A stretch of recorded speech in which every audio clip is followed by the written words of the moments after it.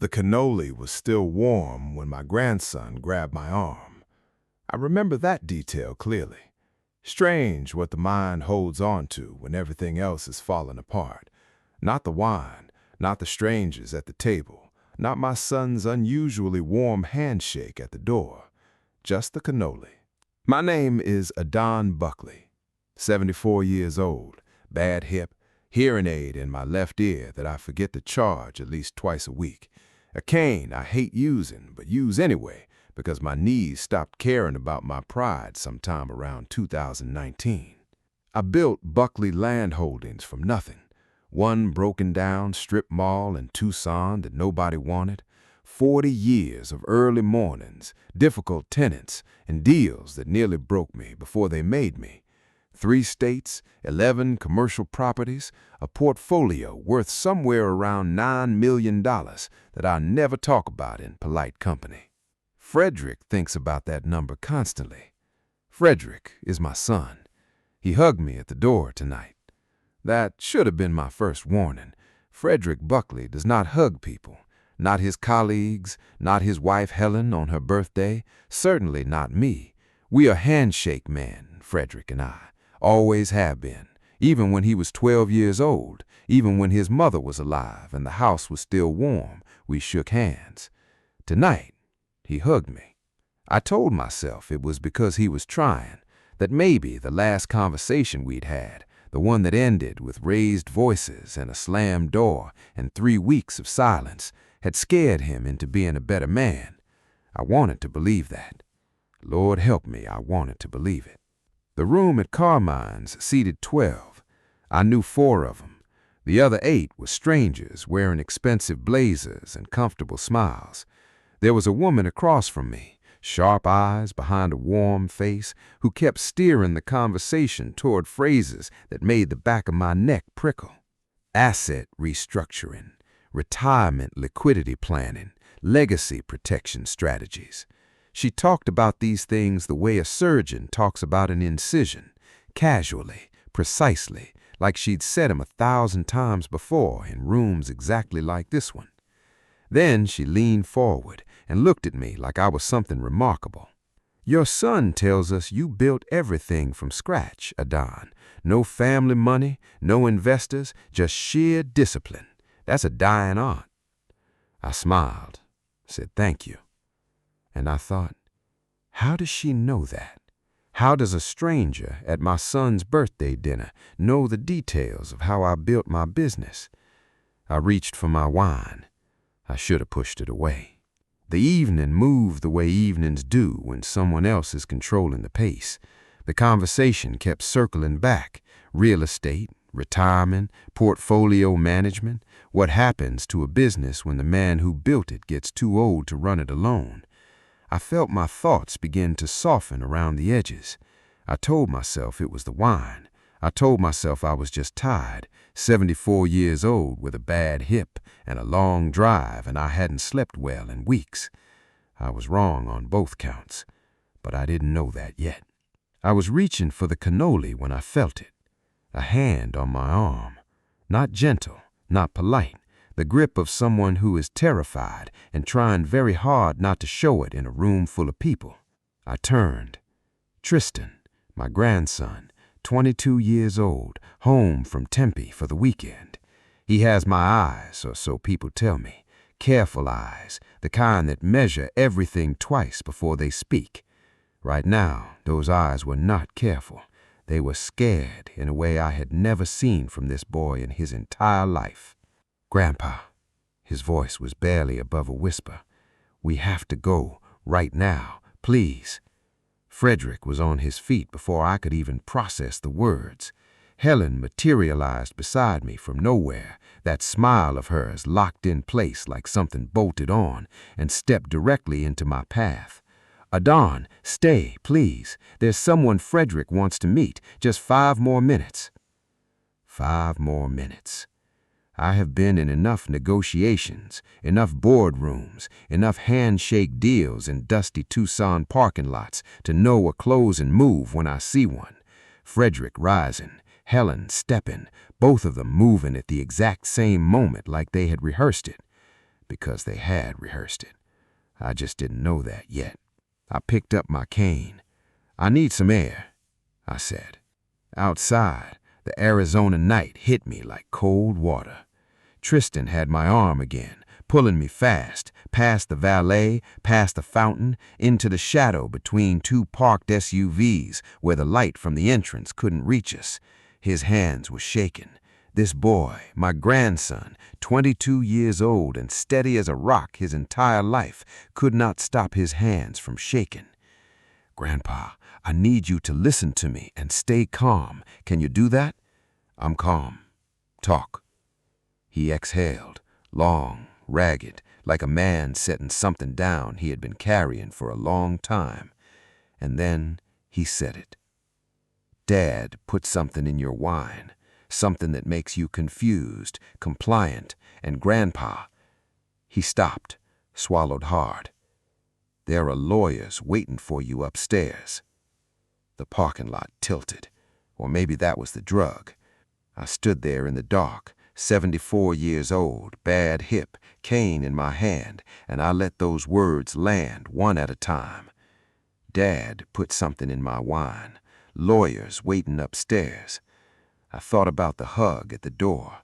I thought about the woman with the practiced smile and her talk of asset restructuring. I thought about my glass refilling itself all evening and nobody asking if I wanted more. And then one thought cut through everything else, quiet and cold and very, very clear. How long has this been planned? And who else knows? "Get me a cab," I said quietly. Tristan already had his phone out. His thumb was moving fast. "And then," I said, "tell me everything." Because what my grandson told me next, standing in that cold Arizona parking lot while my son waited upstairs with his lawyers and his schemes and his $9 million plan, was worse than I imagined. Much worse. The betrayal didn't start that night. It started a year ago, and the person who helped Frederick plan it was someone I saw every single day. If this is hitting you, drop a comment. Tell us where you're watching from. Subscribe, where the full plan is revealed. And I promise you, you are not ready for the name. Tristan talked for 20 minutes in that parking lot. I didn't interrupt once. That's not like me. Ask anyone who's ever sat across a negotiating table from Adan Buckley. I interrupt. I push back. I ask questions before you finish your sentence because I've already calculated where the sentence is going. But standing there in the cold Arizona dark, drugs slowly working through my system, listening to my grandson dismantle everything I thought I knew about my family, I had nothing. Just silence and the sound of my own heartbeat. It started, Tristan told me, 14 months ago. Not with Frederick, not with Helen. It started with a man named Russell Dowd, my property manager. 15 years I trusted Russell Dowd with the operational details of Buckley Land Holdings, rent collections, maintenance contracts, tenant communications. The man had a key to every building I owned across 3 states. I paid him well, treated him fairly, attended his daughter's wedding in Flagstaff 4 years ago, and danced badly and didn't care. 14 months ago, Frederick called Russell, not me, Russell. At first, I thought it was just Frederick asking general questions about the business, Tristan said. His voice had steadied some, but his hand still hadn't. About the portfolio value, the cash flow, which properties were performing and which weren't. I felt something move through my chest. Not anger yet, something colder than anger. Russell told him? Tristan looked at the ground. Russell told him everything, Grandpa. I have made mistakes in my life, plenty of them. Bad deals, wrong hires, a partnership in 1987 that cost me 2 years and a good friendship. I am not a man who pretends otherwise, but I never, not once in 40 years, had a reason to distrust Russell Dowd. I gave him access because I trusted him, and he gave my son a roadmap to everything I owned. The plan, as Tristan explained it, was methodical. Frederick and Russell spent months building a picture of my finances, not just the portfolio value, the structure of it, which accounts held operating capital, which properties carried debt, where the gaps were, where I was exposed. Then Frederick hired a lawyer, not just any lawyer, a man named Philip Garrett, estate planning specialist, Scottsdale, who had apparently built a very comfortable career helping adult children legally separate elderly parents from their assets.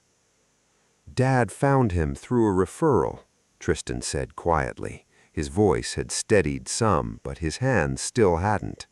"Someone in his golf circle, a guy whose family had done something similar to his own father 2 years ago." I closed my eyes for a moment. This was not desperation. Desperate men act fast, act sloppy, leave fingerprints everywhere. This was architecture. Frederick had spent 14 months building a legal structure designed to make what happened tonight look voluntary, look consensual, look like an old man finally making sensible decisions about his estate. All they needed was my signature. And tonight, they had tried to get it the only way they knew I'd never give it willingly. "The drug," I said. "Where did he get it?" Tristan hesitated. "Helen." Of course. Helen worked in pharmaceutical logistics, had for 12 years. I had written her a recommendation letter once when she was switching companies. Sat at my kitchen table and typed it myself because Frederick asked me to, and I was trying, always trying, to be the father he needed me to be. She used my recommendation letter to build a career, and then used that career to source a veterinary sedative to use on me at a dinner table. I want to be honest with you about what I felt standing there, because I think you deserve honesty more than you deserve a performance. I wasn't furious yet. Fury came later. What I felt in that parking lot, the drug still soft at the edges of my thinking, Tristan's voice low and urgent in the dark, was grief. Plain, heavy, ugly grief. Not for the money, not for the properties or the portfolio and the $9 million Frederick had spent 14 months trying to take from me. For the boy. I remembered Frederick at 8 years old, showing me a drawing he'd made of our first building, crooked windows and a lopsided door, and my name written across the top in red crayon. Dad's building. I kept that drawing in my desk drawer for 20 years. I thought about that drawing standing in that parking lot. And then I thought about the lawyers waiting upstairs, and I put the grief away. "Tristan," I said, "how long have you known?" He flinched, just slightly. 3 weeks. 3 weeks? I wasn't sure, Grandpa. I heard things, but I told myself I was misunderstanding, that Dad wouldn't, that he couldn't. He stopped. His jaw tightened. "Last week, I went through his office when he wasn't home. I found the documents, the transfer papers, the timeline, all of it." "Why didn't you call me?" He looked up at me then, and I saw something in his face that broke what was left of my composure just slightly. Not tears. Tristan is not a crying boy, but something raw and young and devastated. "Because I kept hoping I was wrong," he said. "I kept hoping my dad was better than that." The cab arrived 7 minutes later. I remember standing at the curb, one hand on my cane, watching the headlights approach. Behind me, through Carmine's tall windows, I could see the dinner table, Frederick laughing at something, Helen refilling someone's glass, the whole room warm and golden and completely ordinary looking. A performance. Every moment of it was a performance. "Tristan," I said, "go back inside." He stared at me. "What?" "Go back in. Sit down. Act normal. Don't let them know what you told me." "Grandpa, I'm not just going to—" "Tristan." I put my hand on his shoulder, felt how tense he was, how young. "I need them to think tonight went wrong by accident, not because you warned me. Do you understand?" He swallowed hard, nodded. "What are you going to do?" he asked. I looked at the cab, then back at those warm golden windows. "First," I said, "I'm going to a hospital, because whatever they put in my wine needs to be documented tonight while it's still in my system. And after that?" I pulled the cab door open, lowered myself in slowly, bad hip, bad knee, 74 years old and moving like it. "After that," I said, "I'm going to make some phone calls." I didn't sleep that night.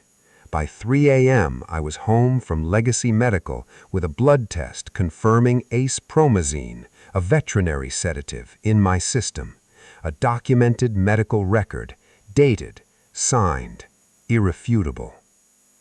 By 4 a.m., I had called Maria Voss, the sharpest attorney I knew in Arizona, and left a message that I needed her first thing in the morning. By 4 a.m., I was sitting at my kitchen table in the dark with a cup of coffee that had gone cold, staring at nothing, thinking about Russell Dowd, thinking about Philip Garrett, thinking about Helen and her pharmaceutical logistics and my recommendation letter sitting in some filing cabinet somewhere, thinking about 14 months of architecture. Here is what Frederick never understood about me. He thought my greatest asset was the portfolio, the properties, the $9 million sitting across 3 states in commercial real estate. He was wrong. My greatest asset was 40 years of knowing exactly who to trust and exactly what to do when that trust was broken. Tomorrow morning, I would sit across from Maria Voss and begin dismantling everything Frederick had built.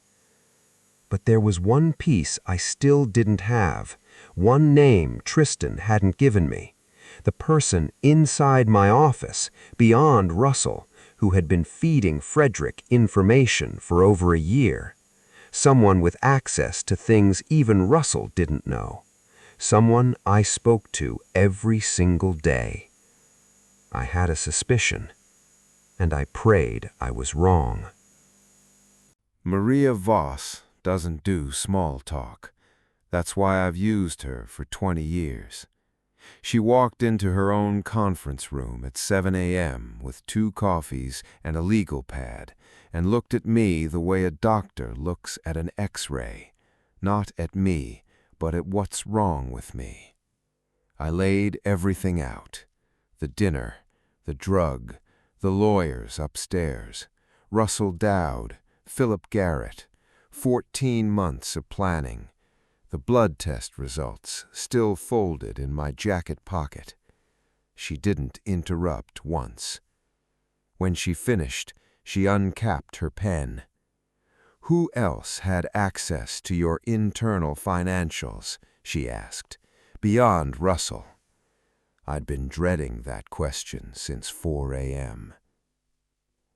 Her name was Carol Sims, my office manager, 16 years, the woman who scheduled my appointments, managed my correspondence, knew my filing system better than I did.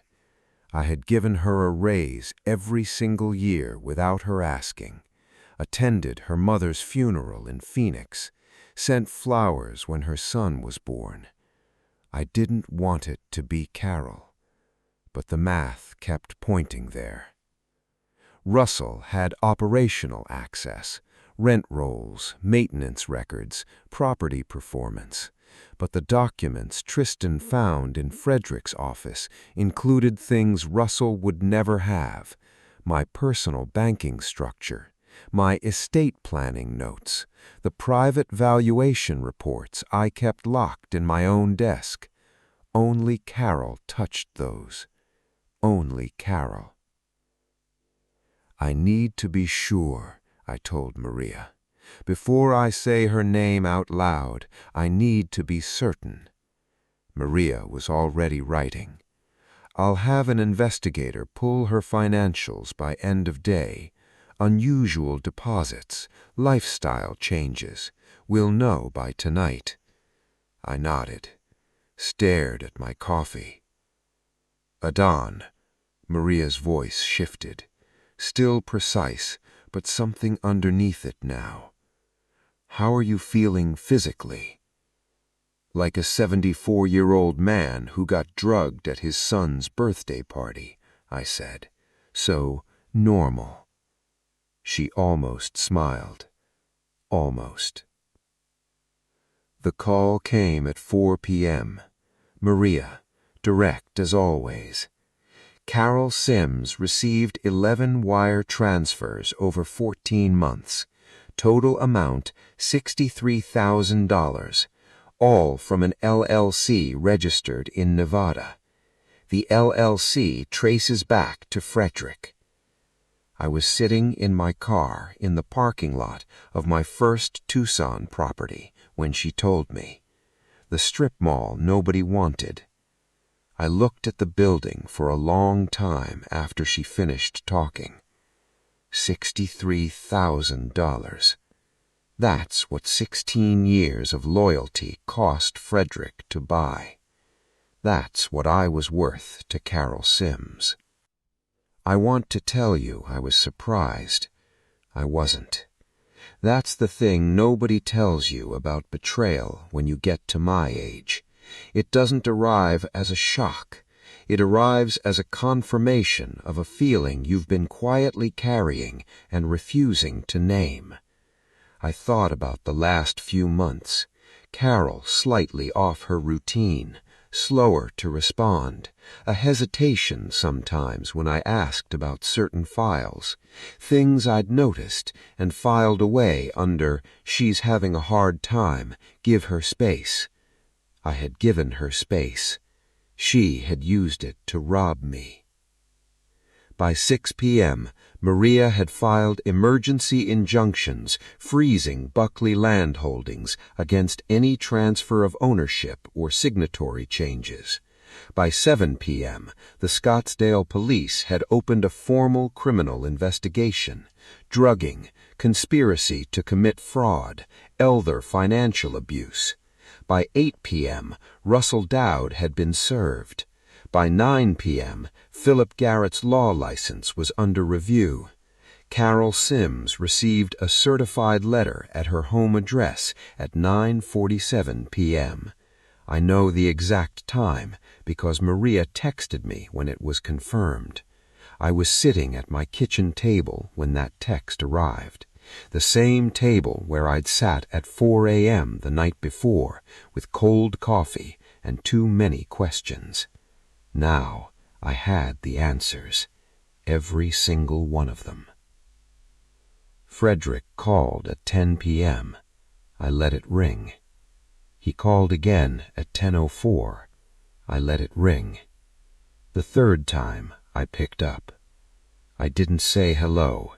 I didn't say anything. I just waited. Dad. His voice was different. The performance was gone. What was underneath it was something I hadn't heard from Frederick since he was a child. Raw, unguarded, scared.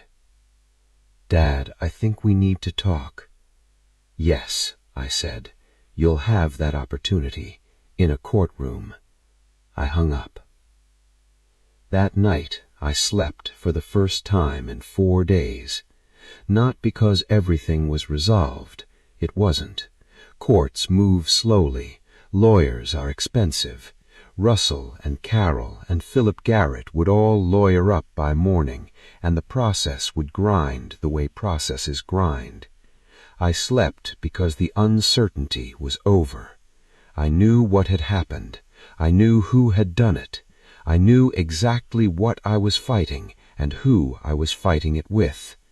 And after 40 years of building things from nothing, I knew how to fight. But there was something else I still didn't know. Something Tristan had held back, not to protect Frederick, to protect me. Because what he hadn't told me yet was how close they'd actually come. How many times before tonight they had almost succeeded. Tristan came to my house the next morning. No call ahead, just a knock at 7 a.m., and when I opened the door, he looked like he hadn't slept at all, still in yesterday's clothes, eyes carrying something heavy he'd been holding all night. I made him eggs. That's what you do. You make eggs, and you sit across from someone, and you let the food do what words can't quite manage yet. He ate half of it. Then he put his fork down. "Grandpa, there's something I didn't tell you in the parking lot." "I know," I said. He looked up. "You weren't the first attempt," I said. "Were you?" 3 times. They had tried 3 times before Carmine's. The first time was 8 months ago. A document Carol had slipped into a stack of routine paperwork she needed me to sign, buried between a maintenance contract renewal and a standard lease extension. 2 pages that would have transferred limited partnership control of my 3 Arizona properties to Frederick. I had signed 17 documents that afternoon. I stopped at 16. Not because I noticed anything wrong, because my hip was killing me, and I told Carol I'd finish the rest in the morning. She removed the document that night before I came in. Tristan watched my face while he told me this. I kept it still, but inside I was doing the math, the terrible specific math of how close I had come to losing everything on a bad hip day and a stack of routine paperwork. "The second time?" I asked. 6 months ago. A lunch meeting Frederick had arranged with a financial advisor in Phoenix, presented as an estate planning consultation, casual, informational, except the advisor was Philip Garrett's associate, and the documents he brought to that lunch were identical to the transfer papers waiting upstairs at Carmine's. I had canceled that lunch the morning of. A burst pipe in my Flagstaff property needed my direct authorization on repairs above a certain cost. A burst pipe saved my estate. "And the third time?" I said. Tristan was quiet for a moment. "Christmas," he said. "Christmas dinner 6 months ago. My house. Frederick and Helen had offered to host, but I insisted on my place, my table, my kitchen. The same house where Frederick grew up, where his mother cooked and his father worked late, and the windows were always lit from the inside in December. Helen had brought wine, 3 bottles, expensive, the kind you don't question. Tristan had watched her open them in the kitchen, had watched her turn away from the counter for just a moment with one of the bottles already uncorked. He was 19 years old at Christmas. He didn't know what he was seeing. He just knew something felt wrong, so he switched my glass for his when nobody was looking, told himself he was being paranoid, told himself his family wasn't capable of what his instincts were telling him they were capable of. He was 18 years old at Christmas. He had been quietly protecting me for 6 months without knowing exactly what he was protecting me from. I stood up from the table, walked to the kitchen window, looked out at the backyard, the old lemon tree my wife planted in 1987 that still produces more lemons than I know what to do with every single summer. I stood there for a while. "Grandpa," Tristan's voice behind me, "careful. Are you okay?" "No," I said, honestly, because I wasn't. Not because of Frederick, not because of Carol or Russell or any of them, because of Christmas. Because I had sat at my own table in my own house, carved the turkey, poured the wine, laughed at something on television after dinner, and the whole time my son was watching to see if the drug was working. The whole time Helen was waiting, and the only reason I was standing in my own kitchen the next morning was a 19-year-old boy who switched my glass on instinct. I turned around. Tristan was watching me the way young people watch old people when they're afraid of what they're seeing, like I might break. I didn't break. "You switched my glass," I said. He nodded, just barely. "At Christmas?" "Yes." Without knowing why. He stopped, exhaled. "Something felt wrong, and you're my grandfather." I have closed $100,000 deals with a handshake. I have buried a wife and kept a business running through the grief of it. I have had tenants threaten me, partners deceive me, markets collapse underneath properties I'd mortgaged everything to own. I have not cried in front of another person since my wife's funeral 14 years ago. I came close that morning. I held it together, but it was close. By noon, Maria had the full timeline documented. 3 prior attempts, all logged, all traceable, all adding weight to a criminal case that was growing heavier by the hour. The DA's office called at 2 p.m., elder financial abuse, conspiracy, criminal administration of a controlled substance. Frederick was looking at felony charges. Helen, too. Carol Sims had already hired a lawyer and was reportedly exploring a cooperation deal. Russell Dowd had gone silent. Philip Garrett's attorney had released a statement describing his client as a unknowing participant, which was the kind of things lawyers said when their client was very much a knowing participant. That afternoon, I drove alone to my first property, the Tucson Strip Mall. Nobody wanted it in 1984. Roof needed replacing. 2 of the 5 units were vacant for a year. The previous owner was desperate to unload it, and I was young enough to think I could fix anything. I sat in my car and looked at it for a long time. 40 years ago, I had stood in that same parking lot with $30,000, a handshake deal, and no idea what I was doing. Now, I sat in the same spot with $9 million, a criminal case, and a grandson who had been quietly saving my life for 6 months. I thought I knew what winning looked like. I was about to find out I was wrong. Because Frederick made one final move the next morning before his lawyer could stop him, and it was the one move I never prepared for. Frederick came to my house at 6 a.m. No lawyer, no Helen, just my son standing on my front porch in the early Arizona dark, looking smaller than I had ever seen him look in his entire life. I watched him on the security monitor for a full minute before I opened the door. He looked terrible. I want to be honest about that because I think it matters. This wasn't the Frederick from Carmine's, the performance, the blazer, the coordinated smiles with Helen. This was a 47-year-old man who hadn't slept, hadn't shaved, and was standing on his father's porch at 6 a.m. with nothing left to hide behind. I opened the door.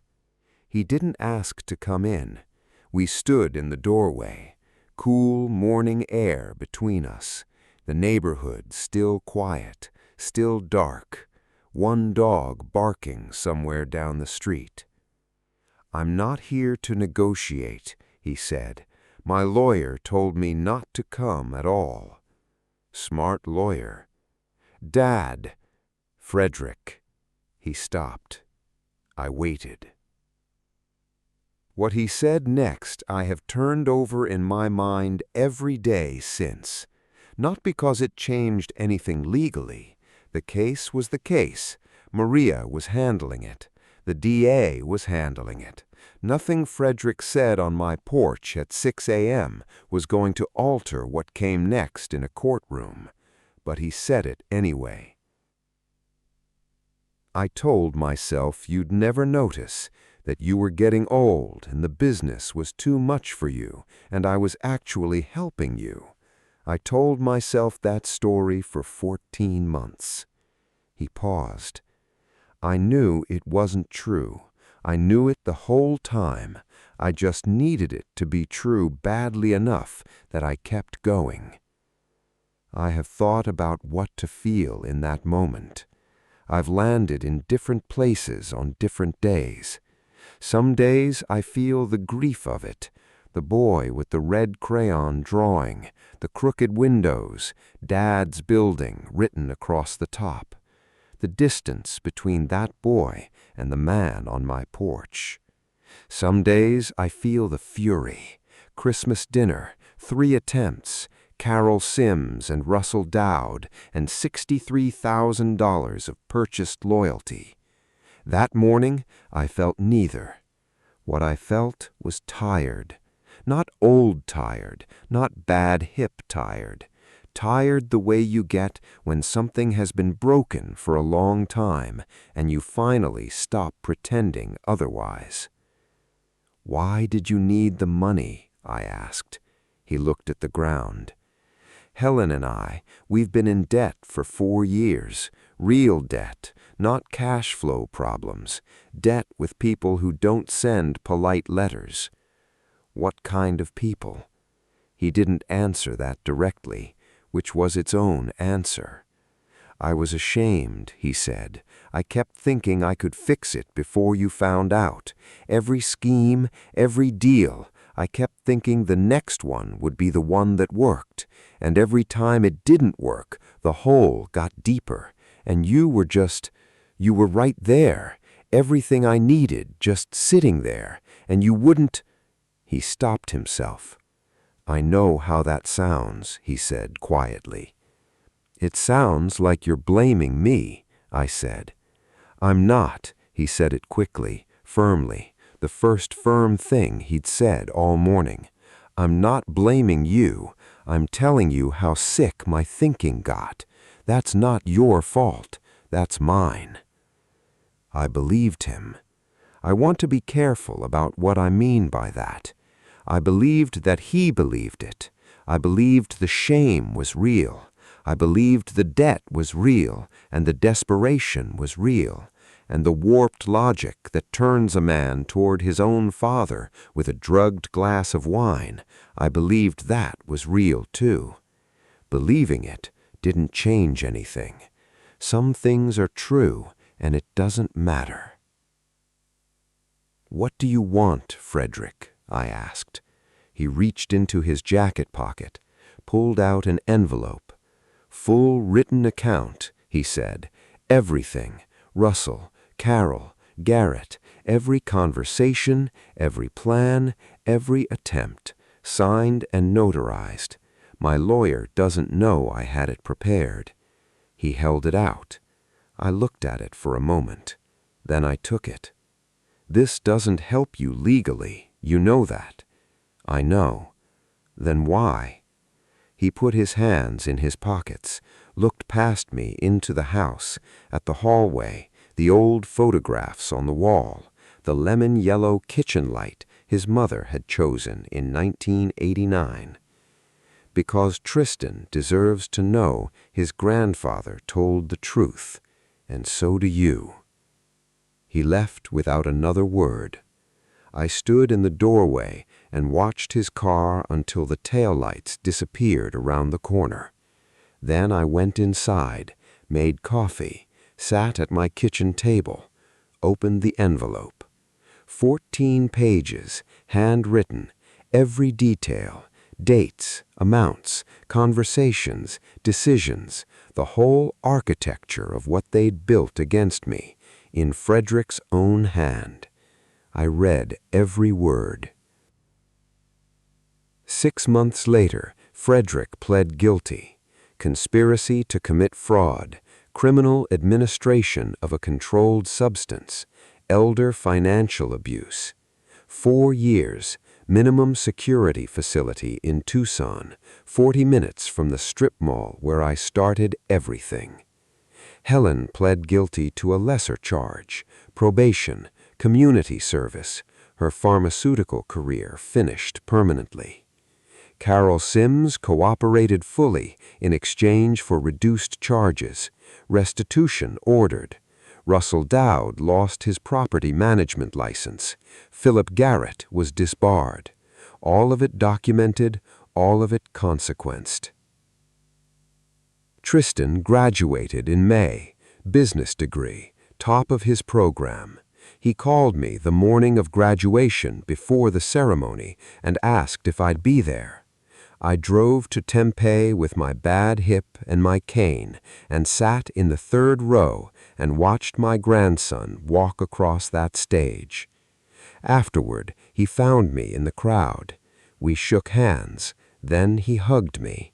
He is not normally a hugging person, Tristan. He gets that from me. I want to learn the business, the right way, from the beginning. I know, I said. That's why I'm here. We drove back to Tucson together that afternoon.